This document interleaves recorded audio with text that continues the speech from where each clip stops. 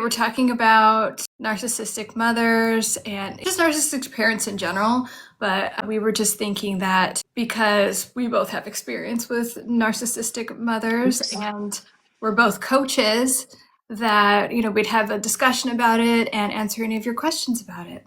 So definitely let us know if you have any questions. But a lot of the times, if you've been in a relationship with a narcissist, you might have some narcissistic parenting in your background. And then I think it's especially like Brittany and I have had a lot of discussions about, how being raised by a narcissistic mother affects your self-esteem and affects your relationships.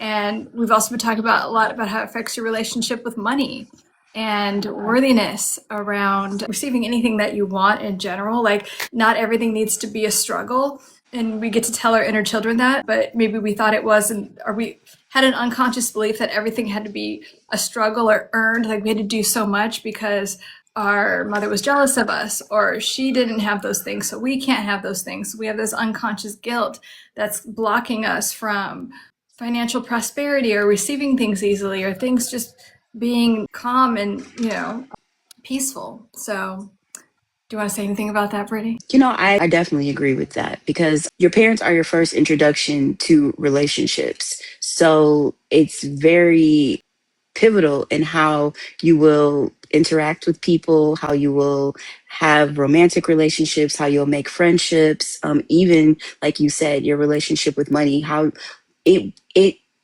sets the tone for determining your worth at a very early age. Right. And, our narcissistic parents, toxic parents, they remember narcissists have the lowest self esteem. Narcissists hate themselves the most. And so, even though they may come off a certain way, they have such low self esteem. And what they do is project it onto people. And unfortunately, they project a lot of that onto their children. And remember, in a narcissistic person's brain, you just exist as supply. So for you as a human, you either exist to I get something from you, like praise or adoration, or to dump all of my shit on you, all my low self-esteem, all my sense of unworthiness and shame and guilt and all of that. So a lot of times kids get that. And especially from what I've seen and what you learned in grad school actually is the healthiest child in the dynamic is the one that's the scapegoat and gets the most shit, because it's we stand up for ourselves, we know something's not right, and narcissists don't like when you don't obey them, when they can't manipulate and control you. It's literally just like being in a cult, and they're the cult leader, and you have to follow all the rules, which change all the time, and you have to put up with their abuse and not say anything about it and just be grateful to be in their presence. So the scapegoat child gets a lot of flack, but we're usually the healthiest one that we become therapists and coaches and healers. And then there's the child that's the star child, or the child that will act just like them. And so the narcissist is okay, you're on my level and you're not going to ever be any better than me, so we're friends. And I'll let you get away with a lot of stuff and put up with a lot. And it's just, and when you're a child, it's this is so unfair, What do you think about those dynamics? Can you relate? No, I definitely can relate. And if anybody in the chat can relate, definitely chime in. We'd love to hear your comments and your feedback and your experiences with, if you have narcissistic parents, what some of the things that you've gone through as well. And be sure to tap the screen, everybody, tappy tap. But anyway, yes, I can definitely relate to that because from as early as I can remember, I didn't necessarily have the closest or the best relationship with my mom. It was kind of more of an older sister relationship. Thanks, Blessed. Welcome in. And there was a lot of competition there. And it got to a point where I started kind of suppressing myself, my desires, my goals, my dreams, so that I didn't rock the boat. That's a very big thing, is you become very afraid of upsetting that person, doing anything to, make them look bad, even if you're not even actually doing anything, but anything you do could make them feel that way. So it's honestly a very stressful existence and way to grow up, especially with again, a relationship that is so close to you in so many ways. And it takes a lot to break that cycle. Absolutely. And, and it's really, you mentioned something like it's really difficult for a child's nervous system to take on that. It's overloaded at a really early age. And this is where some like nervous system disorders, like really bad anxiety can come in, or if you have like chronic, something like in your bones or, like any type of chronic pain, any type of chronic illness. I know that like mainstream whatever wants you to think, oh, it's just this or it's just genetic. It can often come from suppressed emotions because your brain is here, but it goes all the way. Your brainstem goes like actually throughout your body. It's your nervous system. And so we actually can create pain in our body, or we could start overeating or undereating. Like all these addictions can form because of these suppressed emotions. And I definitely dealt with that. And that was definitely, I had a big journey around like all of the, being like just drinking or eating too much and all that, but it was all these suppressed emotions from literally not being able to speak my truth. Like I would get slapped in the face if I were just to like talk or say like, hey, that's not fair. Or that's, just anything that was me trying to promote my safety or like have, because when you are with, or when you're raised by a narcissistic parent, it's very unsafe.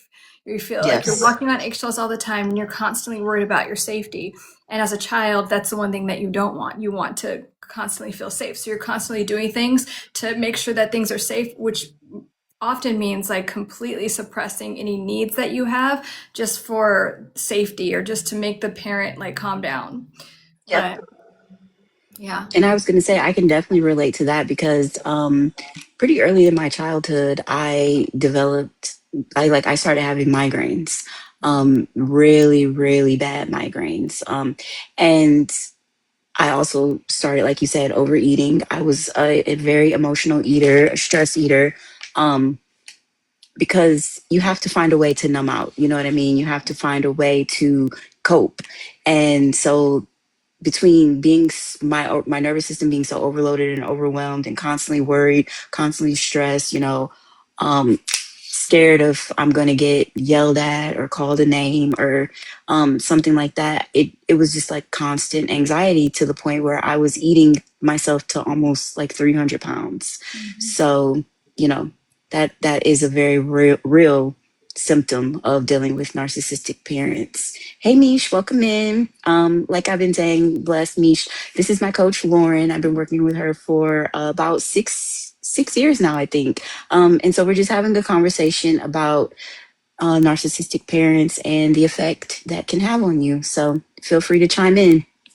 And also, do you want to talk? Because you've had such an amazing healing journey around all types of narcissists. So, do you want to talk about that just in any way? Yeah, I feel like I've pretty much covered the spectrum on narcissists, from my parents, growing up, definitely dealing with that, to some of my relationships, like partners that I've been with, men, like overt narcissists, covert narcissists.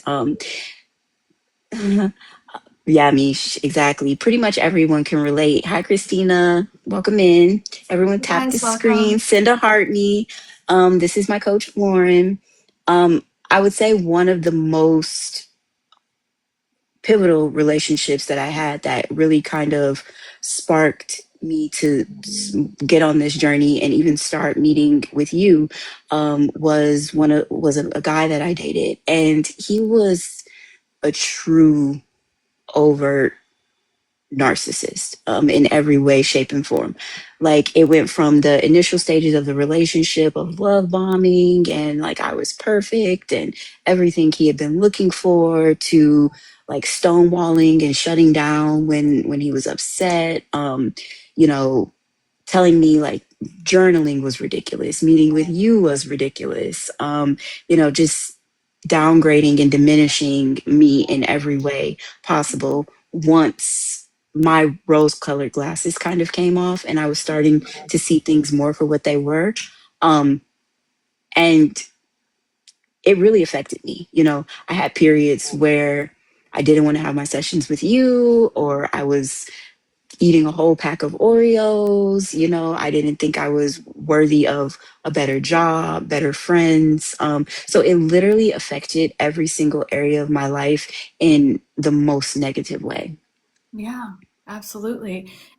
But you did reach out to me, right? Like you were still committed to your healing journey, even though, and this is normal, it's not like it's perfect all the time. There are times when you don't want to show up, and there are the times when the narcissist will put down anything that you're doing to improve yourself. Why? Because it is so threatening for you to heal, for you to have any kind of self esteem or purpose.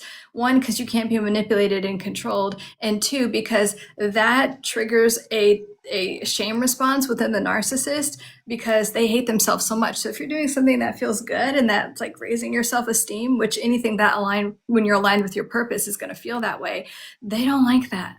So Exactly. yeah, like so, and you got through it. Like, oh yeah, don't journal. Like Brittany's a really good journaler, and so we talk. I don't know if you talk about that in your content, like Mhm. giving journal prompts and everything, but this is like the master journaler.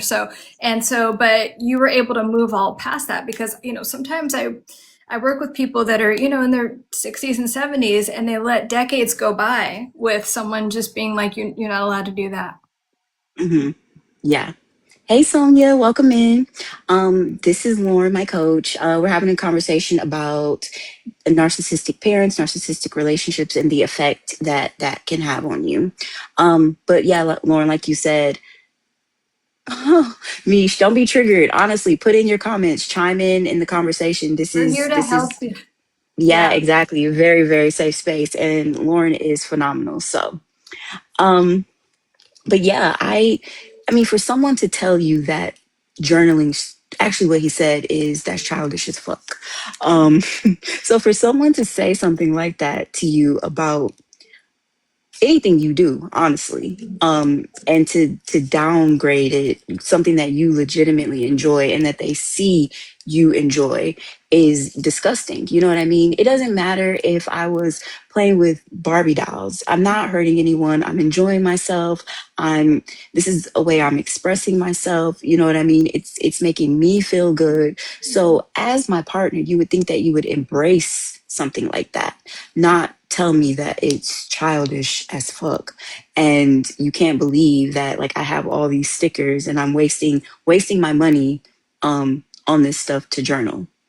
Meanwhile, you're wasting your time, money, cheating, lying, using people, doing all kinds of negative things that are more harmful Right. to yourself and all of us, than me sitting here with my markers journaling. Exactly. And they don't want you to journal or do any type of self improvement because then you'll realize, oh, this person is toxic and this person isn't actually positively contributing to my life.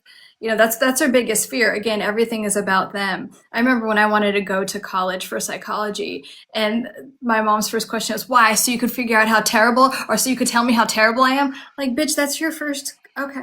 Well, actually, it's like not even if you journaled enough, which you did enough to get him out of your life, which was Mhm. his biggest fear. So he was putting that down.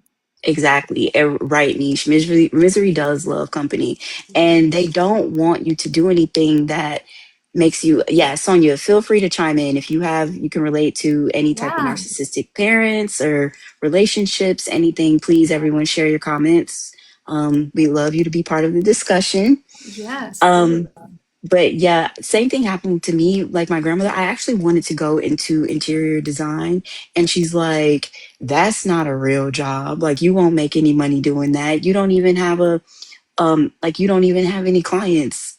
So I didn't go into it. You know what I mean? And to this day, sometimes like the imposters kick in and they tell me like, that isn't a real job. You be glad you didn't do something like that. Even though I spent nearly 15 years at a company where I was absolutely miserable, that was making me sick, stressing me out, overworking me, underpaying me, but I had a real job. So I guess I should have been thankful for that. But that is really one of the biggest tactics that they will use, to discourage you, to make you feel like anything you think or feel or hope for or aspire to is stupid, it's childish, and in some way it's an attack on them. You know what I mean? Everything's about them when it has absolutely nothing to do with them whatsoever. Absolutely. And you also hit on something that you said your grandmother wanted you to have a real job and you were miserable at that job. And, we both know that she is a very miserable person. Narcissists like when you're miserable because they are. And so it's very threatening if you're happy in any type of way. So, but, and through our work together, we really, but it is that point, like in your healing where you're like, oh my God, they don't care. Not only do they not care about my happiness, they don't want me to be happy. It's threatening to them. And yeah, for some dusty guy you were dating, it's like, ugh, but when it's your mother or your grandmother, it just hits different. It's like you're supposed to Yes. always want the best for me, and you don't. That is a stage of Yes. grieving that is very real. hmm You're right about that. And that was another thing through my work with you that I realized I had to do, was to actually grieve that relationship and to accept that I like to say, just to be nice, that she did the best she could. But at the end of the day, ultimately, the bottom line is I didn't get what I needed. You know what I mean? What I think of as a mother, or even the mother that I try to be myself, that wasn't what I had. Um, and it's very sad, and it does feel like a loss, and it does feel like part of you is missing. And it is okay to be sad about it, to be mad about it. Not to stay in those emotions, you know what I mean? You have to use all of that to fuel you to be better, but you do have to acknowledge what you're feeling. You do have to work through what you're feeling so that you can come out of it on the other side a more peaceful, productive person.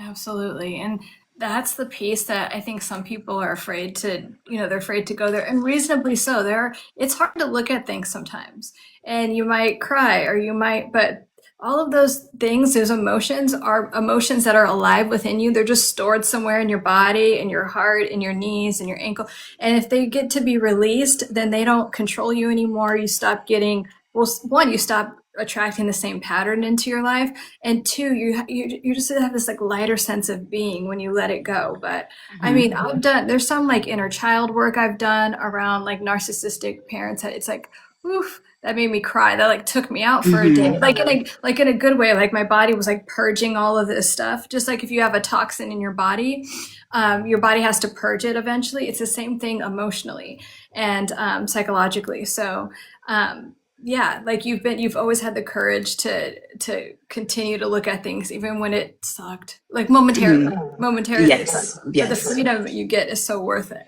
you know. Yeah, and you actually said that the other day in our session. Like you said, sometimes when you're getting a facial or you're detoxing, your skin breaks out, or any number of things can happen to you.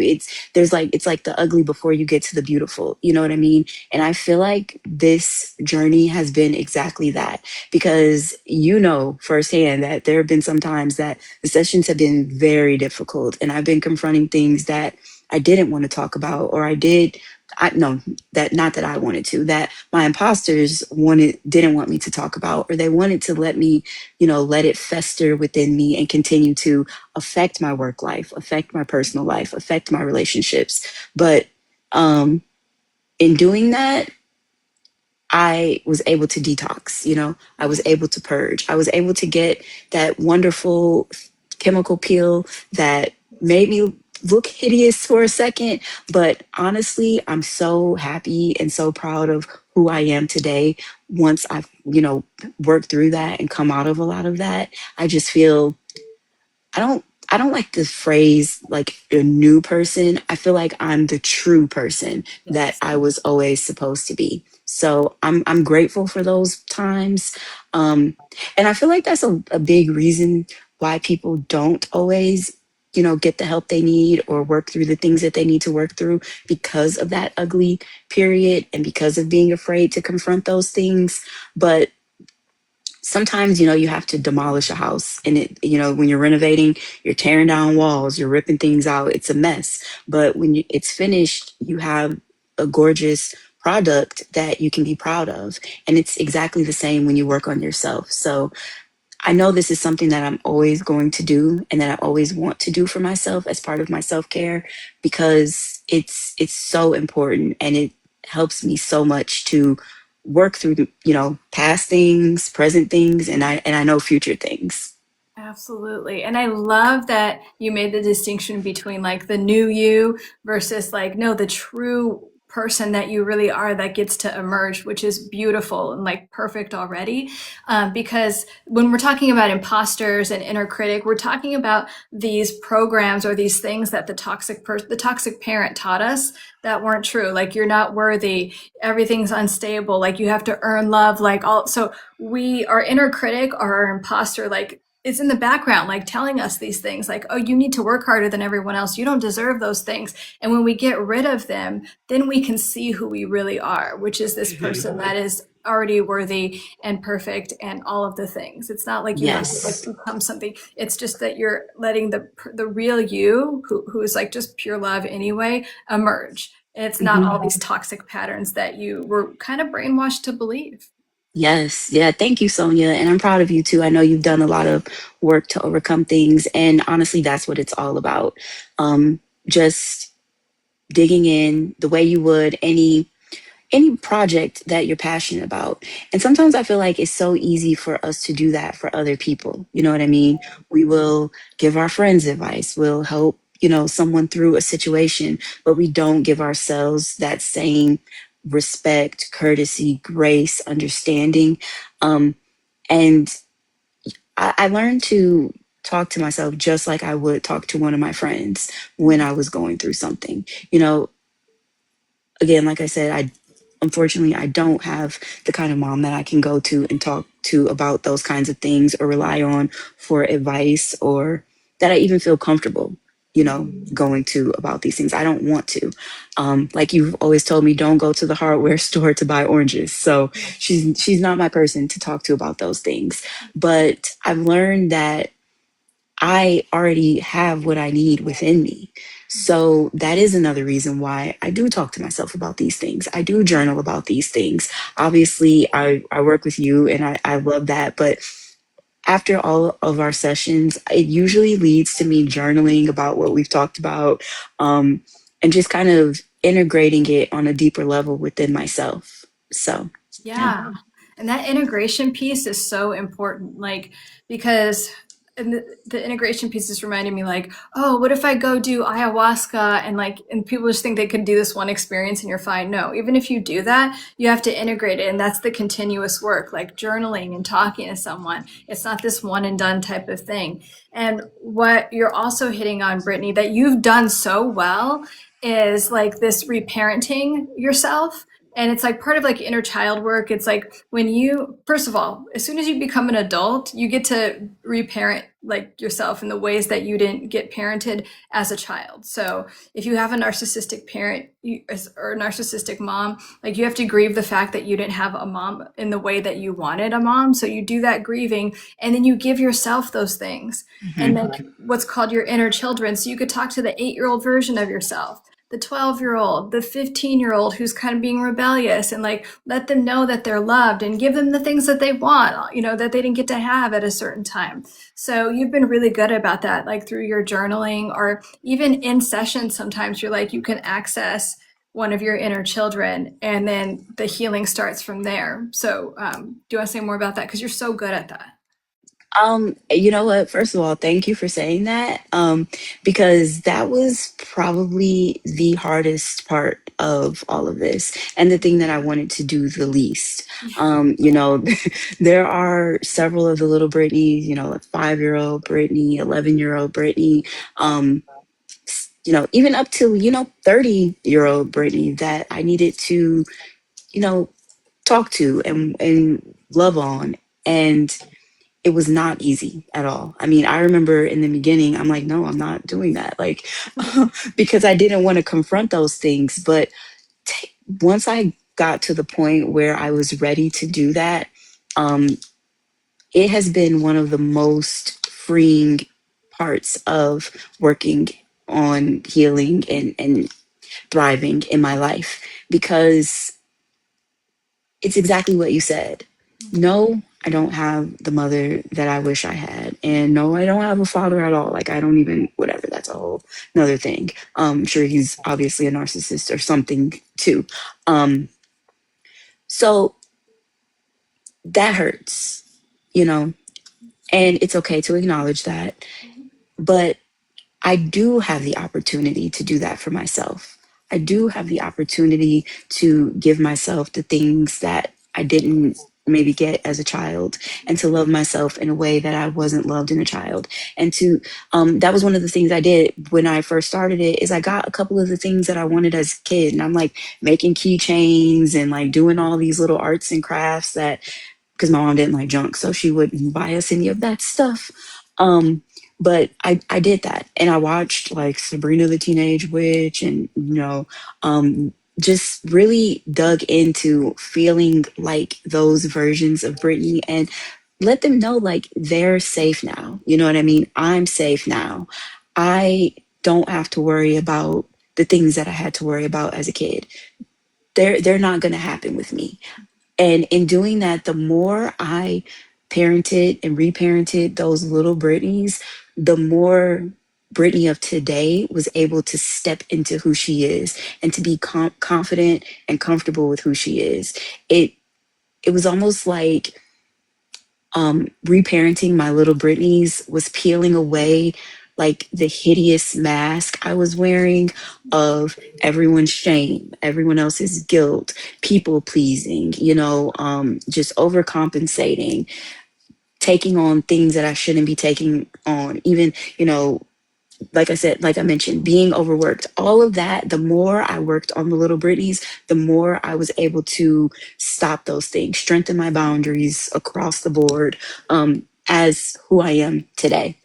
Yes. And I mean, you have gotten so good with, I was going to talk about like safety and boundaries next, because they definitely go together. When you feel like, when you grow up with a narcissistic parent, your narcissists don't like boundaries. So they're constantly trying to violate them to make sure they continue to manipulate and control you. And everything is about you doing stuff for them anyway. So we have to learn boundaries as an adult. And when we start to implement them, they feel very scary. It's like if I have a boundary and I say no to something, I'm going to get abandoned, I'm going to get hit, I'm going to get shamed or something. And then we continue to show up with the courage to have boundaries, and then it gets easier and easier, and then we're like, oh hell no, to that. And then when we have those boundaries, our health gets better, wealth improves, relationships definitely improve because you're not Hmm. attracting takers anymore. I feel like your relationship, whatever you call, when I'm talking about spirituality, I don't really mean religion. I just mean like your relationship with the universe, your relationship to manifest, things like that gets better. Every area of your life gets better. I know that you have a lot to say about that. So what do Oh you? yeah, absolutely. I feel like I grew up, and again, this is not about religion or any of that, but I did grow up in a very religious, strict, environment that part of me feels like some of that was used to control me. Um, and so at a point in my life, like around my 20s, or, yeah, early 20s, I decided I didn't want to be a part of that anymore. I wasn't going to continue with that. But I felt kind of lost, honestly, because this was all I knew. Um, so I didn't know where I fit in anymore. You know what I mean? I didn't feel like I was a part of my religion of my childhood, but I also didn't feel that no type of spirituality, no type of relationship with like God, the universe was the right way to go either. I was kind of in limbo and stuck. But I feel like, um, in again reparenting that Brittany, the Brittany that had to live that certain way because of my family, my grandmother primarily, um, reparenting her and being comfortable and now being free to be who I truly am and to do the things that I truly want to do. It actually brought me back around to where I feel like it strengthened my relationship with God. I didn't view it as like this scary, controlling, kind of dogmatic relationship anymore. I feel a lot of peace around it, where at some points, even in meeting with you, I couldn't even talk about it. You know, I couldn't talk about God. I couldn't talk about manifesting. I couldn't talk about praying. I definitely did not pray. I just didn't feel comfortable. And, you know, whatever that is for you, whatever your, you know, everyone in the chat, whatever your spirituality is or religion is or whatever, being free and comfortable to accept that that is also a part of you is a really big deal. And I feel like in doing this work and in releasing the narcissistic patterns of that I was trained and learned, it actually helped me even in that way. Oh, absolutely. And I mean, you're very inspiring in that way to because yeah, I mean, narcissists, it's a way for them to, I'm talking about religion, like they can use it to manipulate and control. And religious abuse is a real thing. And so, you know, I think some of and it's also they can use it for attention and things like that. Like the narcissists use like churches for Yeah. attention, and it's like, and then like they do this thing with like religious texts, like the Bible or whatever, religion, and they're like, oh, I'm forgiven of everything I've done because of this thing in the Bible or whatever that I'm going to misquote. So to leave all of that, to come from a childhood where that was the case, and to be able to not only just be like, oh, fuck it, I don't want to have anything to do with that, but like form your own relationship with God, universe, is so, is very healing, and it's part of that. And it's like a Hmm. way to take your power back, because Hmm. I feel like narcissists try to disempower you in this way. Like I've worked with a lot of ex-Mormons, and then they're like kind of like, fuck God, fuck God. And it's like, it's not God, really. Hmm. It's the Mormon church that was narcissistic and abusing you. So, and it's a journey to separate all those things, and then to find your relationship with whatever you call your higher power. Let's just call it that, you know. Exactly. So, and you've done an amazing, yeah, yeah, Yeah. you've done an amazing job with that. Yeah. And I mean, honestly, I'm so thankful for that because I don't think that I would have come full circle in that way had I not reparented my own like my own children. And because the last thing that God, the universe, whoever you believe in, whatever you believe in, the last thing they are is abusive, a narcissist, dogmatic. They are the mother, the father that we all long for. You know what I mean? And in whatever form you believe in, they are there to help you, comfort you, guide you, give you that love, that support, that encouragement that you have always needed and longed for in your parents. It is there. You know what I mean? And once you can release the ideology and all of that that comes with some of these religions that more so weaponize these things than help you to love and embrace them, then you will come out on the other side. Absolutely. And like that is, you also hit on something that's an important part of like the inner child work. Like inner child work, it's called in psychology, it's called family systems, because you talk to your inner children, right? They're like your whole big family from the time you were very little, toddler to, you know, last year. It could be like those are all of your inner children. But then the other part of family systems work is that you have your parents, not the parents that you grew up with, that like, but you have an inner mother and a father, and they are like source, God, universe, whatever you call it, your higher power. But these feminine and masculine energies that love you unconditionally and are always there for you. They're always giving you advice. They're always supporting you in every way. And so when you do that part of the family systems or inner child work, now you're the child to them, and you could be like, okay, Father, can you give me that father energy that I never had, that safe masculine energy? Or Mother, can I ask you for advice in this way? Or can I get like a hug from you? Because I never got a hug from my mom that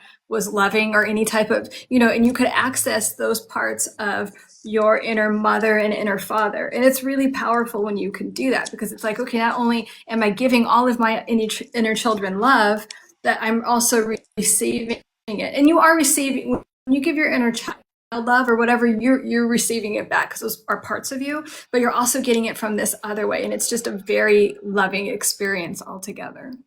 Hmm.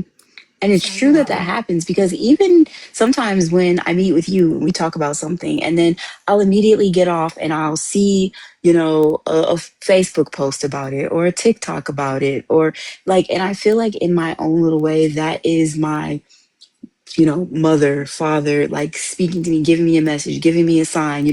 One of my friends will say something, and I'm always getting these types of like downloads. And so no, I don't get them from my, physical biological mother or father, but I do always get what I need exactly when I need it. And I know that is my, inner mother, inner father helping me to repair myself, love myself, and give to my inner children. Yeah, and also letting you know that you're seen and supported, right? Because Hmm. it's like, and you get a lot of that. You get a lot of like things just always like falling into place for you, the signs, the messages, everything. And so because you're aligned with it and you're doing the work, and so it just shows up for you.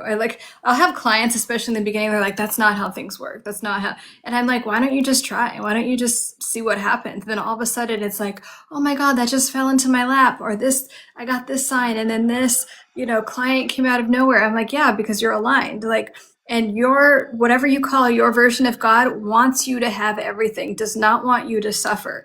I know, like, at one point we were brainwashed to keep people like the lower class system in place. It's like, oh, you have to suffer for God to love you. That shit isn't true. There's nowhere Hmm. in any religious, like, whatever, or spiritual, like, that is aligned with, like, God is a vibration of love, peace, and joy, really. And so it's like, there's nothing about suffering in there.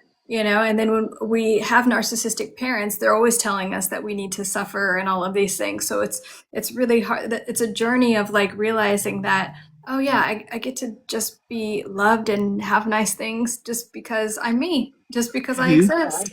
And Hmm. we're always realizing that on deeper and deeper levels, right? Yes, yes. And I think that is a big, again, another big tool of narcissists that we learn very early, that we have to be performative to be loved. You know what I mean? You have to be paying, giving money, giving whatever the things are that they require, because you're not worthy of being loved just for being yourself.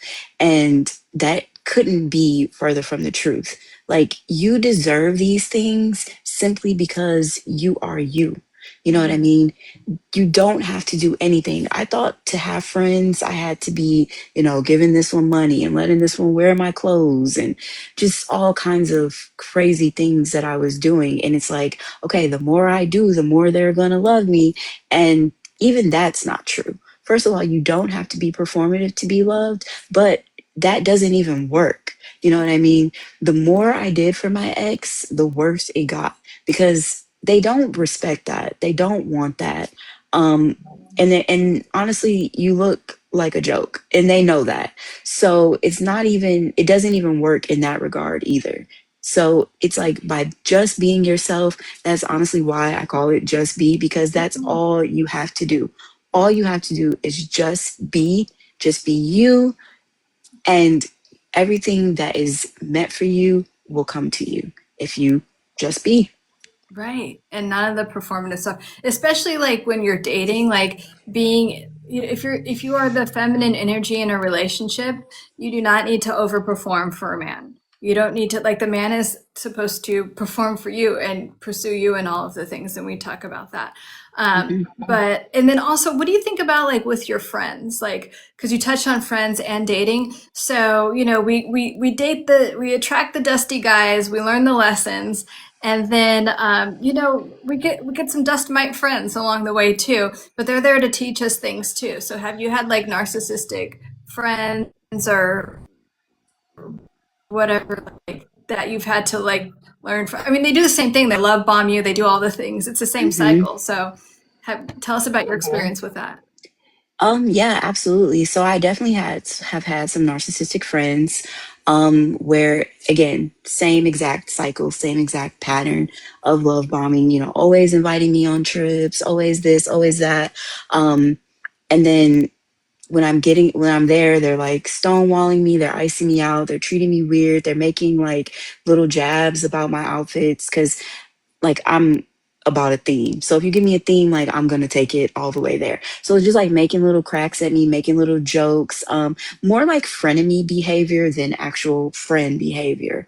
Um, so I definitely had to eliminate those people from my life. And for a while I really struggled to make friends. Like I felt like this is how friendship goes. You know, this is the dynamic. This is how women act. You know, all the things that the again my imposters wanted me to believe about friendship. But obviously, you were not going to let me believe that. And deep down, I really did not believe that. So, in doing the work and becoming first and foremost, because in all of these situations, you have to become the parent you never had. You have to become the friend you never had. You even have to date yourself in a way that you were not dated or courted or treated in your relationships. You know what I mean? So I had to become that, my best friend first and foremost. You know what I mean? And I did that through, like I said, journaling and talking to myself and pouring into myself, treating myself just like I wanted my friends to treat me.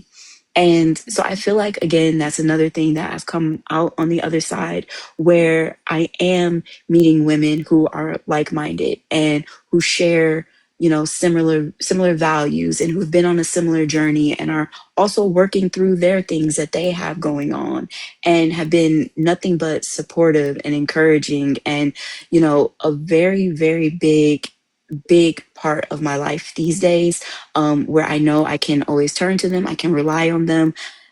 Every single thing that I wanted in a friend, I'm finding. So yeah, in every way, when you just be and you just do for yourself in those ways, the ways that you need them, the ways that you never got them, you will attract it. You will attract that partner. You will attract those friends, you know. And I don't have a partner, you know, it's coming, but everything else is honestly falling into place beautifully. And a lot of them are in here. So, hello, Aw. everyone. And that's so true. And you know what's also beautiful is that the people that, because if you're, a high vibe person and you're also helping people, like we're both coaches or any type of healing profession, you're going to attract like energy vampires, but they slough off so much faster. Like the friends that come in hot and they're like love bombing you or anything like that. First of all, you're like, okay, like you're not like mingling with it as much. You're just like, all right. And then afterwards, they just know that they can't get what they want from you and they just kind of disappear. And sometimes they put up Hmm. a fight, they'll still stalk you, they'll still do different things like that. But then you're not reacting to it because you literally don't care, Hmm. right? And that's the other Yeah. thing that people forget about narcissists. It's called hoovering, but they're just stalking you the whole time because they know that they lost access to someone that Oh, is, yeah. a good person. So, Exactly. Exactly. And and that's another thing okay. is like You you will you attract don't owe them them anything. less and less. You'll have less of them coming into your life. You know, you won't attract. Yes, you know, these people will try to penetrate and come in because again, they can recognize that you're a wonderful person and they can recognize that you would be a great person to be in their lives. But you will attract less of them. You know what I mean? And you will identify them a lot quicker and dismiss them a lot quicker. I went from going to having these people in my life for years to it's like, okay, 3 months, 2 months, 2 weeks, 2 days, like 2 hours, 2 minutes. Mhm. I don't even feel bad about like getting them out of there very quickly. Like if you are not a positive influence in my life, you know what I mean? And again, that also looks different for everyone, but for what I deem for my life, then there's no compromise. I don't try to justify it. I don't try to make excuses. Oh, you know, she's been through this, he's been through that. None of that is any of my business. Like, you're either for me or you are not, and I don't feel bad about it anymore. Yes. And how freeing is that? Because when you are recovering from narcissistic abuse and everything, you take Thank on you, everything. And Elmo. it's like, oh, I feel bad. What? Oh, I feel bad for not. basically having a boundary, right? I feel bad for not responding to them, or maybe I should. And they do this whole I miss you thing. And it's like, oh, well, I need to. No, you don't. And by the way, they don't miss you. They miss having access to you, and they miss any like drama or chaos that they could create. And another good Hmm. thing that you said, Brittany, is like only give your energy to things that basically like positively contribute to your life. So that doesn't include people that are always causing a bunch of fucking drama, that are like Hmm. cortisol spikes, right? Even if you're just like getting a text from them or watching them like destroy their lives on social media, it's just like that's just toxic, right? I don't want Yeah. to be around that. Like I don't want to be around someone that's smoking like a pack of cigarettes. You know what I mean? It's like the same type of like toxicity. And so, yeah, we want to do things that or be around energy or give energy to things that positively contribute to our life. And that means like, yeah, you could watch a funny show, but you're not binge watching things till 5 in the morning because you're trying to numb something out. Like that's the difference. You could have like a yummy sweet treat, but you're not binging, and blacking out eating. And then you realize, oh fuck, I ate that whole thing of ice cream. There's a difference. Like there's like this Hmm. a higher level of self-care that comes into place just from doing this work, just from Yeah. healing from that narcissistic abuse. Yeah, exactly. Um, and that is so true. And another thing you said when you said they don't miss you, they don't. They Another don't. thing they want to do is just control you. You know what I mean? That's really all it's about, is making you miserable and controlling you. Because you, first of all, you already had the experience. You know what I mean? You already know what being their friend or being in a relationship with them is like. So what have they done to change, to say that if they send you that I miss you text and all of that, what's going to be any different this time? You know, absolutely nothing. Right. It's control, and they want power over you. Absolutely. That is, Exactly. they do not care about you at all. And because you know what? All they do is go get another you, someone else that they can mistreat and abuse and use and confuse. Mm-hmm. Exactly. And narcissists hate rejection. They hate it. It's like the biggest ego like thing to them. They absolutely hate it. So at all costs they'll avoid it. The first thing they typically do is dump you first if it's like that, or like push you away first. But then they want back. They're gonna do this push and pull forever. But if you go, okay, cool, I'm done, and they're like, what? And then they'll do the whole cycle of I miss you, hoping that they could hook you back in. Again, they don't miss you. They want that ego validation, knowing that they could hook you back in. And I would just say, nah, no, thank you. Hmm. Hmm. Oh If yeah. that it can be tempting, but I would say, Yeah. yeah, I wouldn't even respond. You want to get to a place where you feel so free that you're just not even responding to that type of thing. Or you could look at a text like that and just laugh, you know? Yes. And I'm so glad that I'm to that point now, because as you know, I used to be blocking people left and right. Like, I promise you, I probably have the longest block list of anyone on earth. And I don't even have to do that anymore because these people don't even trigger me the same way. And I look at their texts like I look at a, advertisement someone sticks in the door. It means nothing to me in just the same way. I just throw it in the trash. Same thing I do with their text. You know what I mean? To the point where I don't even know the last person that I blocked because I just don't care. And they hate that. When they lose that ability to stir your emotions and raise your cortisol and stress you out and do all of that, you can feel the shift. You'll feel the shift happen from them when they realize they've lost their power, and you'll also feel it in yourself to the point where now I just look like, ooh, delete. And it's Yeah. funny because And you you could did tell feel, me I would get there. yes, I did. And like you could, and it's also about you getting your power back when you do that, right? Like you could feel it, like in those Avenger movies when you just like like you feel it come back to you because you don't care, you're not energetically tied to them in any way. What does me say? Oh, their blocked message won't even get. Yeah, yeah, and like that's it. I think that's some people need to be blocked, but I also like when you get to a level where you literally don't care, it's like absolute Yep. freedom. And that was one of your goals when we talked about that. Best feeling in the world. Yeah. It really is the best feeling in the world, Sonia. Like It is because, and like when you do that, you have all this extra space to work on just be or whatever your thing is and create more. I think that we're put here to create like whatever you are interested in. What, Hmm. your guidance system will tell you like whatever you're passionate about, it's probably, you're supposed to be doing that in some way.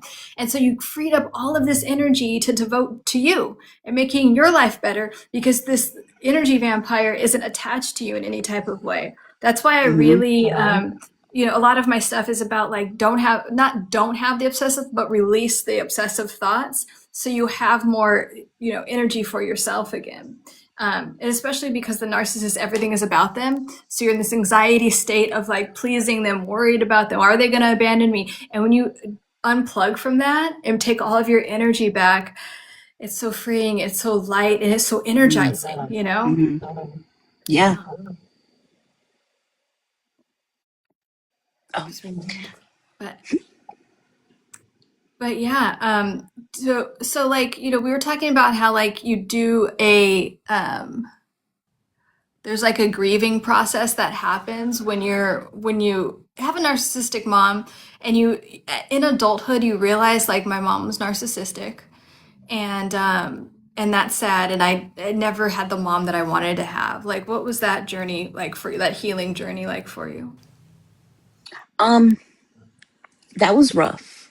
And honestly, in the beginning, I wasn't understanding the need to grieve that. I'm like, because when you think of grieving, you mostly think of like a death or something like that. Not kind of letting yourself feel those same feelings that you would feel in an actual death, about the loss of a relationship, um, because it is a loss. When I see some people and they are so close to their moms and their moms, they talk to them about things going on with them and they say like, my mom's my best friend. I cannot relate to that. I know. Unfortunately, I cannot relate to that. But not only did it help me with the things that I had going on within me, but it also helps you to release that anger and resentment that you probably have toward that person also. Like, I'm not angry with her anymore. I'm not mad at her anymore. I don't have like bad feelings towards her anymore. I'm at peace with the situation. It just like you at some point have to come to terms with the fact that your family member or friend or whoever is not coming back from that death, you at some point have to come to peace with the same thing with your relationship with your narcissistic, mom, dad, parent, whatever. In this case, mom. Um, and that also helps you to fortify your boundaries because again, you are not stepping out of your boundaries trying to attain something that you're never going to get. So you're not compromising your time, your effort, your energy, your money, any of those things. And it makes them respect you more. So to be totally honest, in grieving that relationship, in coming to terms with our dynamic and accepting that it is what it is and being okay with it now, um, I'm different. Mhm. And that's really all I have control over. However, in me being different, my mom also shows up differently, where we have a much more peaceful relationship today than we have in my whole life, just about. Yeah, exactly. Because she also knows that she can't get like that drama and chaos from you. Narcissists are also addicted to drama and chaos. And so they'll do whatever they can to be like, oh, hell no. She'll like try to trigger you. And so if you're like not available for that, they're like, okay, yeah, I'll find it from somewhere else. I'll find my drama supply. Like literally, it's like a drug. I'll get my drama hit from somewhere else. So Hmm. they won't do it with you anymore. And that also feels very peaceful. And then Yes. also, the one thing that I've noticed with you, Brittany, is that like you've allowed yourself to do the things that you've wanted to do, like your coaching and live streaming and all of that. Because, a lot of us, our mothers, our narcissistic mothers, are very envious and jealous of us. And so anytime like that we did something that we were shining or anything, like our moms were like, um, they were not only envious of us, but they made it feel like it was very dangerous for us to like shine and be like, because we would get hit or punished or shamed in some type of way. So in adulthood, we still subconsciously think that and we'll sabotage ourselves. Or, if your mother's still around, like in the background, she'll shame and whatever you do as well too. What is this? Um, I don't know why that's on the screen. But anyway, so like that's also a part of the healing process is like showing up for yourself in those ways and doing that side hustle or building that business and everything. It's like that's another like level of healing, wouldn't you say? Yeah, exactly, definitely. And it is very hard to do that. Nisha even said that she had her mom blocked at one point. Then she just learned to understand. And exactly, Mish, that's kind of what I was saying when I said Lauren has always drilled into my head and told me every time I would tend to let the imposters make me forget is you cannot go to the hardware store to buy oranges. So that sounds like what you had to do with your mom. At some point it's like, okay, this is who she is. I'm gonna meet her where she's at and not look for anything else. Um, so that's why you could unblock her and not have to worry about it because you weren't going to the hardware store for oranges anymore, trying to convince her or make her be someone that she wasn't. Um, and I think that, again, is very freeing. I know it was for me, so hopefully it was for you too. But Lauren, back to what you said about starting, going out on your endeavors and going for your goals and your dreams. Being live on TikTok, the thought of being live on TikTok, I should say, made me physically sick. I remember. I could not even fathom the idea that I would ever be live, that I would ever be talking to people, that I would ever be letting people know that I'm a coach and that aspect of my business. None of that. The imposters said that was not going to happen. Um, and really what that was a result of my childhood and things I had been taught in the programming that was so ingrained in me that I had to release and throw away because it was difficult to. I mean, my mom had me very young. Um, so that's part of our situation. And at some point, I did surpass her in a lot of ways, emotionally and things like that. So early on, I recognized that there was this competition between us. And I wasn't in competition with her because I just wanted to have a mom. You know what I mean? But some aspects of my personality were threatening for her. And if I would do something, she would do something. If I made friends, next thing I know, she's like messaging them and sending them DMs and oh, I'm gonna go to lunch with so and so. You Yeah. do not like that. Why would you do that? Like why are you talking to her? It was just, some kind of things like that were very weird. But as I've continued to not worry about her or what she does or how she reacts or how she responds to my life, that's none of my business, and just focus on what I want to do. I'm going live. I had a very successful like step challenge last month with my group, and we all participated, and everyone did a fantastic job. And I feel like um, even those things are some of the things that I looked for in my mom. You know, encouragement, support, camaraderie, like banding together, doing things together, whether it's a step challenge or going to the mall or whatever it was. I was looking for that type of companionship and connection, and I didn't get it, and I won't get it. So I've gone out and created it. Yes, and that's another form of reparenting. It's like, okay, we didn't get those things and we could acknowledge that. And now, we're thriving. And you did look at me like I was crazy when I was talking about you live streaming because I don't even know if you mentioned it, but I was like, yeah, you should go live. Like, and you were like, what, ma'am? Mhm, mhm. Like, And it took like months. And I'd be like, okay, I'm going to go live after this session. Okay, I'm going to go live after this session. And no, for months, I did not do it. Thank you. Honestly, yes, all of us thriving and putting that stuff that's not ours to carry in the dumpster. Right. What's not yours to carry is not yours to carry. That Hmm. we get to release that. And like all, actually, like really all of healing, whatever, you listen to, because there's a bunch of different people, but it's all about releasing what doesn't serve you. If Hmm. it's not like contributing to your health, wealth, relationships, or career, or relationship with whatever you call God, like what is it doing? What is it doing in Exactly. your life? And we don't have to hold on to those things. And No, even and really, it's none of your business. it's none of your business. Even if, because some of us get brainwashed, especially I think in certain religions and cultures, it's like, well, that's your mom, that's your dad, that's your aunt.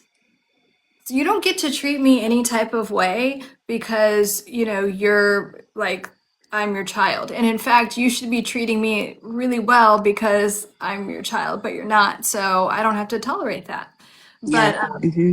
if you're in that phase where you're being kind of gaslit and guilt tripped because you need to behave just because this is family, you Hmm. absolutely don't. You don't have to tolerate any type of abuse for any reason, but especially just because someone, you're born into a certain family. Yes. And that was a big thing for me as well. I even said that to you. Like, what? You mean don't do this for my mom or don't like and in no way did you ever tell me like things I could or could not do. Like I've always come to these conclusions on my own of what I feel like is best for me. But I did learn that this mindset of blind loyalty just because it's my mother, just because it's my grandmother is not okay. And it's a way for them, okay, they might not be saying, directly, Brittany, you're this or you're that, or do this or do that, or, you know, verbally saying these things to us, but taking on that blind loyalty is a way that they energetically put those things onto us, to even have the mindset that you have to do anything for anybody because of their title. No, you don't get to put that burden on me. You don't get to offload on me, even energetically. And I'm also not going to do it to myself, okay? Because you've stopped, because I've cut communication with you or whatever the case may be. Now, again, with going live and doing these things, now I'm going to do it to myself, Now I'm not going to go live. I'm not going to do my groups. I'm not going to have my panels because of that loop in my head of what my mom's no longer verbally saying. Now I'm playing it for myself on my own. No, you have to release all of that. You have to send it back, burn it, whatever you need to do to get rid of it because it's not yours to carry. You're walking around with a backpack full of bricks. Put it down. Yes. And like Sonia says, I love that blind loyalty is something I struggle with. And you can decide. So thank you for sharing that, Sonia. Thank you for your vulnerability because it's like it is a struggle. It is really difficult. And because on a nervous system level, literally like on a neurological level, what's happening is that like all of this anxiety comes up because you feel like you're going to get abandoned because somewhere in childhood, someone told you that if you don't have blind loyalty, you're bad and you're going to get abandoned or something physically bad might happen to you. So you better be loyal. So in adulthood, we have to train ourselves that we can be safe, we can have boundaries, and we don't have to have this blind loyalty, and we can have boundaries and still we'll still be safe and loved, and actually we'll be more loved when we keep those boundaries because we'll be loving ourselves. And anyone that actually loves you would not put you in a place where they're telling you, oh, you need to be blindly loyal to me. Mhm. I mean, that's Mhm. something that someone like that really hates themselves. Like, I'm going to bully you into loving me and I'm going to bully you into being loyal to me, probably because I couldn't get that on my own for someone to do. So Mhm. I'm just going to like bully. No, we don't give our energy away to people like that. And we don't disempower ourselves like that anymore. And just saying that, like, you know what? I'm going to be loved no matter what. And the people that really love me will respect my boundaries. So, Yes. And it's scary, especially, when you've had been away for so long or you've had a mindset for so long. It's scary to go against that. It's scary to think that, okay, I don't have to do these things anymore to be loved. Even the fact that someone creates that feeling within you lets you know that's not your person. Even if they're not actually saying these things to you, but if they're causing that feeling to come up in you, that they're not. they're not for you. You know what I mean? Because people who are truly in your life because of strictly you being you will never make you feel that way. You'll never feel like, oh, I have to do this so they'll be my friend. I have to do this so they'll love me. I have to do this so no, you won't even, that thought won't even cross your mind. Like in my relationships these days, I don't feel that way anymore. I don't think I have to do a single thing for people to like me anymore. And so not only do I know that I've changed in a lot of ways, but I know that also the quality and the caliber of people that I attract has changed. Absolutely. And like that's a like real love is not transactional. You know, and I say this about because when we are raised by narcissistic parents, we the whole God conversation we were having earlier, it's like you have this like fear of God, like God is like your narcissistic parent. We're always doing something bad and you're going to be whatever. No, like just like God, like you don't have to do anything for like God is just unconditionally loving you.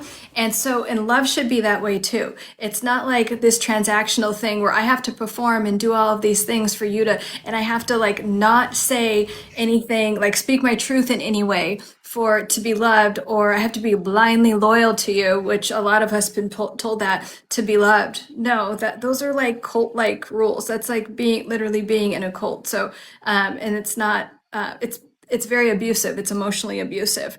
So, yes, love is not transactional. And if you start to feel that way, just like Brittany was saying, you could feel it in your nervous system. And I've ignored it. We've all ignored it sometimes. And you're like, oh, I don't know, Yes. maybe it's just like the weather, or I don't know, my nerves. Hmm. No, it's your nervous system telling you danger. Like, especially when you start to do the work, you know the difference and you don't get Hmm. excited by that love bombing. It just feels like, oh, there's a huge difference. And listen to that. Like, you have Yeah. this GPS system that is always right. Yep. And I remember saying that like to like this narcissist. I just went on a date or two with him, and I'm just like, I'm sorry, like I'm not. The vibe is off. And he's like, your vibes are wrong, and I'm like, okay, your My point. vibes are wrong. My vibes are, yeah, it's like no, my nervous system is always Hmm. right, and your anyone watching this, your nervous system is always correct, and listen to it. Especially when you do more of this work, it just becomes really, really obvious. But yeah. Yeah. Yeah. It is your inner mother and father telling you they're not the one, honey.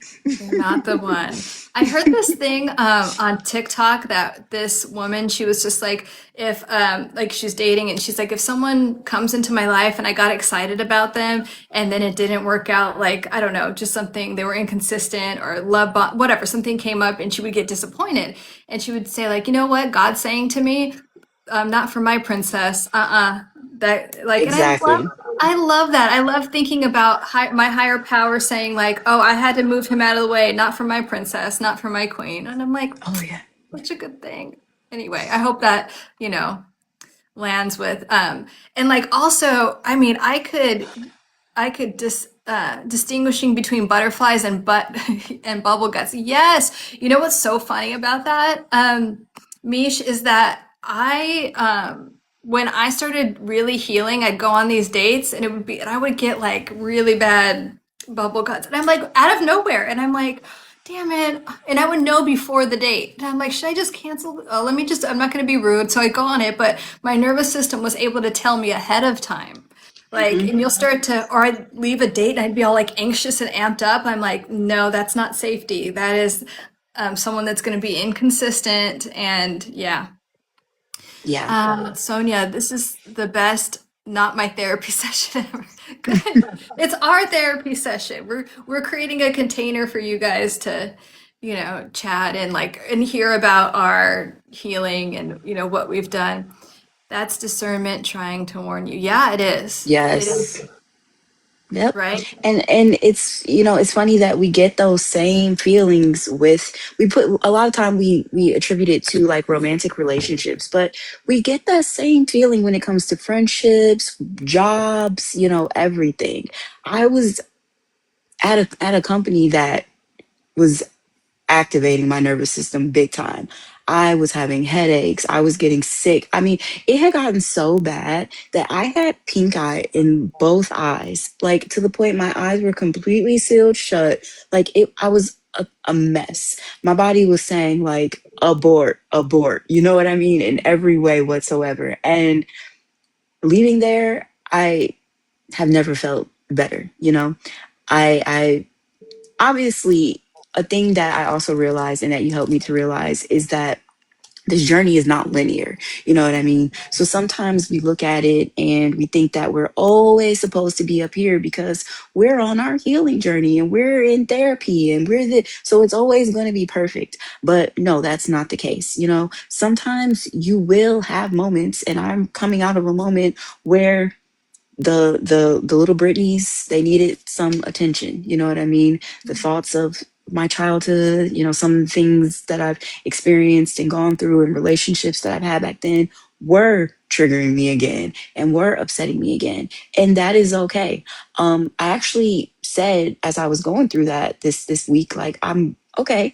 I don't know what's going on. I don't feel like myself. I'm not really in the best place right now, but that's okay. What do I need to learn from this? What do I need to take from this? What is the message? What is coming out of this? And honestly, I feel like I'm out of it now. You know, I'm back on the other side, and I feel better than ever. I always say, like, no matter how bad the storm, the sun always shines again. So when we have these moments, these ebbs and flows, like, feel into it, you know, ask God, ask the universe, your higher power, however that looks for you, for the message, for the download, and you will get it. Because I also don't want people to think that, you know, everything's just perfect once you start this and you do a little bit of work. No, it is a continuous thing, and you will have your ups and downs, you will have your challenges, but another thing with that is they last way shorter periods of time, and I'm able to identify them quicker. I'm able to get the message quicker, and I'm able to um, integrate it a lot quicker as well. Absolutely. And you said something so important, which is, and that is okay to not be like anything in any relationship, especially the relationship you're building with yourself. Like, of course, it's not going to be okay all the time. Like, in like that period, like, let's say a romantic relationship where you have a conflict, that healthy conflict resolution, it's uncomfortable, but then it leads to more intimacy and it leads to a stronger, safer relationship. And we do that with ourselves. We have these like disruptions and it's like, oh, and it's like I am hyper as fuck, right? I have a lot of energy, but like when I'm healing through something, like I need, I swear, like at least 12 hours of sleep. And I have had times where I'm judging myself because of that. But no, that Hmm. gets to okay. You know, maybe I don't want to talk to anyone right now for a 24-hour period, and that's okay. So please remind yourself that yes, Mish, like give yourself grace. Like really give yourself grace and give yourself whatever it is that you need, like truly need, like want, need, and deserve. And if Hmm. you could recognize that and really give that to yourself, that is one, an excellent boundary. And two, it kind of ties into what we're talking about like this blind loyalty to everyone but you. When you stop the blind loyalty, you stop abandoning yourself and you could show up for yourself and you're like, oh, look at me. I have needs. And it involves not talking to you right now. And it involves like recalibrating, you know, especially if you are an empath, if you're intuitive in any type of way, or you help other people for a living, you need to recalibrate. Your nervous system will just tell you. Like I wake up some days and Hmm. I'm like, oh, it's one of those days. Okay, I just need to like recalibrate, go into meditation more, sleep a little bit more. And that is okay. And if anyone tells you that it's not, I might reevaluate that relationship because Yes, you want to have people that not only like are okay with it, it's like, hey, what can I do to support you? That's what I do with people I care about. I'm like, okay, you're having a day. Maybe that includes not texting them. I can do that, whatever it is, you know. exactly. Let's see. Sonia, definitely have to trust in it. Ebbs and flows, good days and not so good days, but self awareness is knowing it's temporary. Exactly, Sonia. Mish, yes, completely agree. Yes, give yourself grace. Um, I love that. Give yourself whatever you need in the moment. Me too. It's me. And like you could checking in with yourself. It's kind of like if you're agitated or the halt stands for hungry, angry, lonely, tired. So when you're in halt, Mm. check in with yourself. It's like, okay, am I hungry, angry, lonely, and tired? And also with the hungry one, are you hungry for food? Or are you hungry for love, a fucking hug, like someone to say something nice? Because like hungry goes deep too. So check in with yourself in that. And then you could also ask your inner children, are any of you guys hungry, angry, lonely, or tired, or scared? Or do you need a hug or a cookie? Do you need to just be a kid and play? You know what I mean? Do you need to just like cuddle up and like, I don't know, watch something funny on TV? Watch Sabrina the Teenage Witch. That was so awesome when you Hmm. did that, for Hmm. yourself. Yeah. So actually knowing what your needs are, because when you grow up with toxic parents in any kind of way, you get cut off from your needs.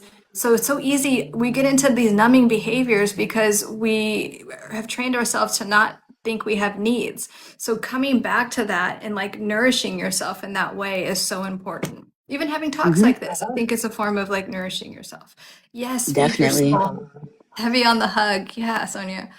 Hmm. Um, yes, me too. Yeah. Yeah. So, um, yeah, and like you've been really good about that, Brittany, like understanding what your needs are. And not only that, we had a powerful discussion about, yes, we understand our needs, but like what makes us feel good, not just having the bare minimum and like Hmm. getting out of that scarcity mindset and like expanding our ability to receive things and to have Yes. like financial abundance, to have like, financial prosperity and an abundance of love, like abundance of good things that we want, like allowing ourselves to receive those things beyond our basic needs. Yes. And that is honestly, I feel like that's one of the themes for me this week, because oftentimes, especially if you do have a narcissistic mother, um, parent, but in this case, a mother, you give, right? You become a giver. You overgive, give, but you do not know how to receive. And so receiving was actually very uncomfortable for my imposters. The true me loves to receive. But my imposters always had it in my brain that, or wherever it was, in my body, my nervous system, everywhere, that I was not worthy of receiving, that if I receive, like I'm taking away from them in some way, like just all this guilt around receiving. But when you do reparent yourself and you do give to yourself in the way that your mom never gave to you, and you are that mother for yourself and for your inner children, and you are that friend to yourself, because I would do that for my friends. If she's in that mood, I'll buy her lunch, whatever the thing is. You know what I mean? When you do that for yourself, it allows you to get more comfortable with receiving, and in turn you receive more, because if you can't get anything. You've told me this, if your fist is clenched, you can't let anything in. You know what I mean? You can't let the crap out either. So you have to put yourself in that receptive state and open yourself up and realize that yes, you are worthy to receive. It wouldn't be in you to want it if you shouldn't receive it. Yes, any desire that you have, it's because you're supposed to have it and it's actually available to you right now. So if we can really come from a place of healthy entitlement, as I call it, of like, of course that's available for me. And of course, like God wants me to have that. If I desire it, God wants me to have that safe, stable relationship where my nervous system feels so relaxed and calm. And God wants me to have X amount of dollars and growing in my bank account and have radiant health and all of the things like and go on these trips or whatever it is you want to do, have Yep. retreats with amazing women, all of Hmm. the things, right? So we're meant to have those things and yeah, being able to receive them. And that's why I'm like, when I do, and I do this for myself, but with clients, I'm like, take what you want and double it. Like, okay, you want this salary in the future, double and triple it. Like, and imagine that in your bank account. Imagine yourself receiving that every day or whatever it is, because you deserve all of that and more. Hmm. You do. And that is honestly something that your mom would tell you if she wasn't a narcissist and she was able to tell you those things. If you had the kind of mom that you were meant to have, she would tell you, honey, you can do anything, you can be anything, you can have anything. So you do have to do it for yourself. It's so important that, again, you grieve that, you leave that where it needs to be left, and then you do it for yourself. Yes. And then another thing of doing it for yourself too is also telling yourself, how beautiful and like how all that you are. And how I remember when this was like in high school, I was so unaware and I was like, in the depths of narcissistic mom abuse, right? And I was saying something about like what my mom said about my appearance. And my friend was like, my mom thinks I'm all that. Like she thinks I'm all, and this is like a gay guy friend. He shakes, I am all that. And I'm like, oh, really? Like, and so now in adulthood, I tell myself those things. You like mirror work is another a really good technique. Like, look yourself in the eye and be like, I am so lovable. I am so beautiful. I am so, because I think Brittany and I have this in common. It was hard for me to look at myself in the mirror from like narcissistic abuse from my mom. So we have to parent ourselves in that way too and be like, you know what? I am just so loved and I'm so talented and amazing. It was hard for me to start my private practice because I'm like, I'm not good enough. And like, I'm really fucking good at what I do, not to flex, but I suck at other You things. are great. Yes. I'm really bad at other things, but I'm really good at what I do. But I had all this imposter syndrome come up because, stop what does this say? Stop showing co-host invites. Confirm. Okay, I'll stop doing. Okay, yeah. So like, I had to really reparent myself in that way because also my calling, which is to be a coach and therapist and help people, is greater. And I think it's greater than any of the inner critics doing their like ratchet shit in the background of my mind. I had to get them out because I have people to help, and that's like very important to me. I think that's why God put me on this planet. So that part of it helped too. But one of the other things you can give yourself is talking nice to yourself, talking like how you would talk to your friends, and like talking to yourself like you wanted your mom to talk, like the mom that you never had, the parent that you never had. How would you want them to talk to you? Talk to yourself like that. It makes a big difference. And I'm talking about all throughout the day. Like, oh, you're so cute, you did this right, oh, you're so good at making meals. And especially in the mirror, when you're getting ready, look yourself in the eye and just be like, you're so perfect. Your skin, your body, all the things. It makes a difference. Yep. It really does. Mm-hmm.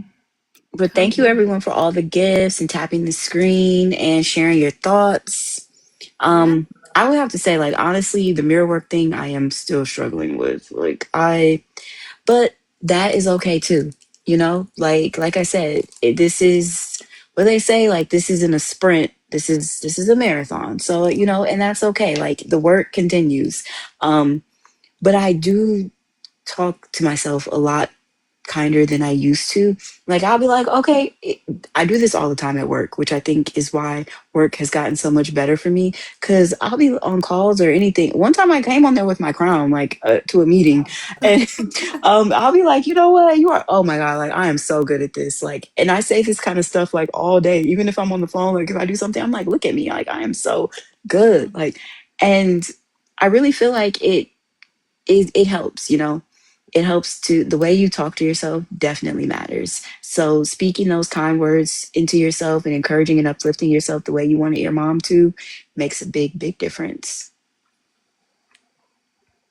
Yes. And even like looking at pictures of yourself, if you are a content creator, before you post something, just give yourself a little compliment like, oh my God, look how articulate you are, how cute you are, how funny. Just say all of these things. They really add up and they really help to do that. It's like very nourishing to your soul. Because remember, we Yeah. have physical hygiene, like we, brush our teeth and we shower, but we also have to do that mental, emotional, and I believe like spiritual hygiene. That's what really gets the vibe up higher, and that's what really creates a lot of amazing transformation in your life. Yes, I agree. And if you guys have any questions too, thank you for all the comments and interacting with us. If you guys have any questions, let us know. We're both coaches here. Here to answer your questions. And also, Brittany, if someone wants to receive coaching from you, how do they get in contact with you? They can send me a message, a direct message here, and or reach out to me. I have a link tree in my. Oh, wait, am I supposed to say that? TikTok's so finicky with what you can say, but in my bio that they can reach out to me as well. At the top of your page. I think that's Hmm. allowed. I Oh, learned that, okay. like, because you can't say the L word, and I don't know, like, there's certain words Yeah. you can't say. And So I always forget. like even in a post, like you can't say blah blah blah in my bio. Hmm. Like you have to. Anyway, I think at the top of your page they don't really catch, but which is so like, you know what, TikTok, that's like a form of scarcity. Like we're coming back. Like what we're, we're here for our businesses and to help people, especially if Yeah. in your helping profession. Like what's in the forefront of our minds is helping people. And to, for me to just be the best you can in every area of your life. That's all we're trying to do here. And Yeah. like Brittany really specializes in empowerment and being aligned with your authenticity. So definitely, follow her as well. Hmm. Thank you. Um, of course. Is there anything else that is on your mind, or like, we talked about it, but like your intentions around, um, I try to use it. I don't want to talk about scarcity, but like just being in the most abundant state, right? The expanding your ability to receive more than ever. What actions are you taking like now this weekend to do that? Well, so one of actually, you will be very happy to know that the stuff is no longer in my cart. So one of the things, chat, that I was struggling with when the imposters were pushing me into that scarcity mindset is that I shouldn't buy things for myself. I shouldn't do things for myself. Even I have been redecorating my room and kind of stopped because I felt like that was a selfish thing to spend money on. This weekend, that has all gone away. Everything has been purchased. So a lot of it came today. More will be coming tomorrow. So I'll be working on that, working on my room, redecorating it, and yeah, getting my nails done. A lot. I'm doing a lot for myself this weekend. Like, Oh, yeah. yay!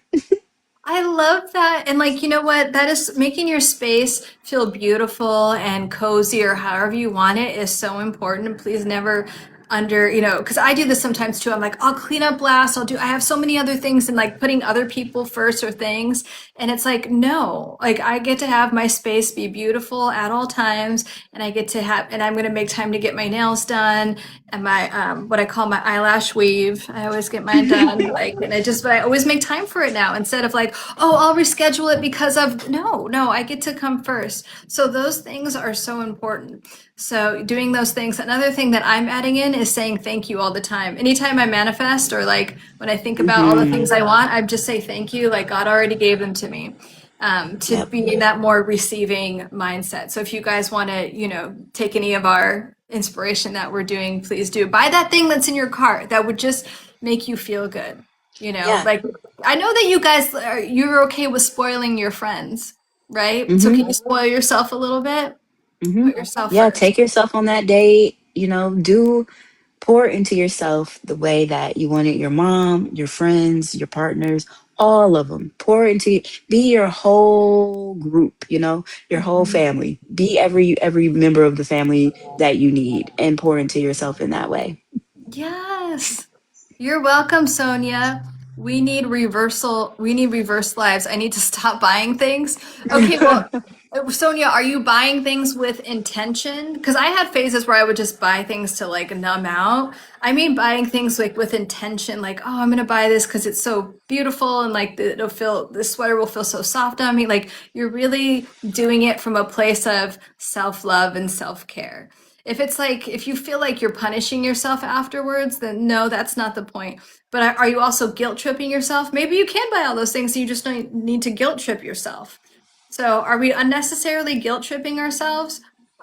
Or are you buying things to numb out? We don't want any numbing out behavior, but like, can you just treat yourself? If you watch, do you watch Parks and Rec? Um, Yeah. okay, did you watch the Treat Yourself episode? Yes. I love Yes. it.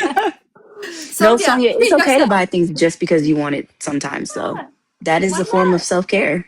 Don't beat Why yourself not? up.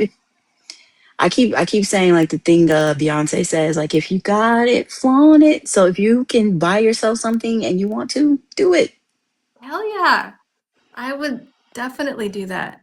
Nope, just because. Well, why not? I love that just because, right? Like, wouldn't you do that for someone? Oh, I just bought you this just because, and if you're She would, manifesting, 100%. okay, then you can do that for yourself, Sonia. And if you're, manifesting the perfect relationship, I hope it involves a perfect relationship for you.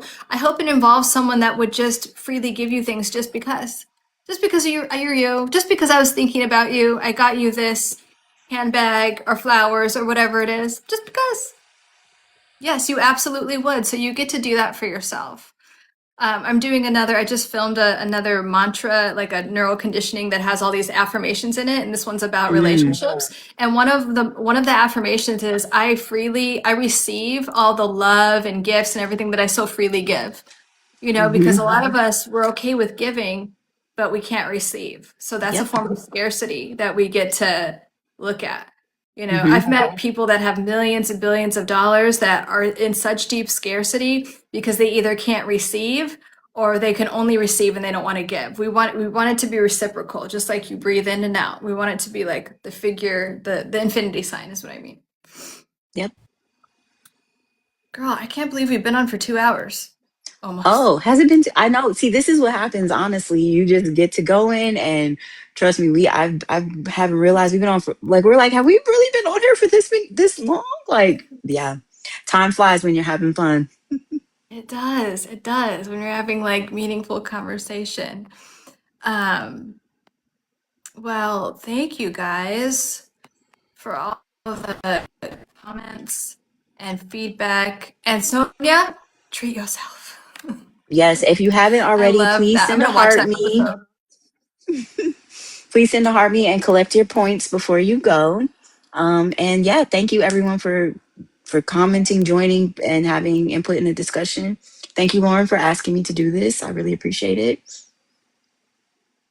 Oh my God, thank you for, we've been talking about this for a while. We should do it more often because we did hmm this once. And okay, I also want to celebrate this before we get off because the first time that we had a conversation like this, it was on my YouTube channel.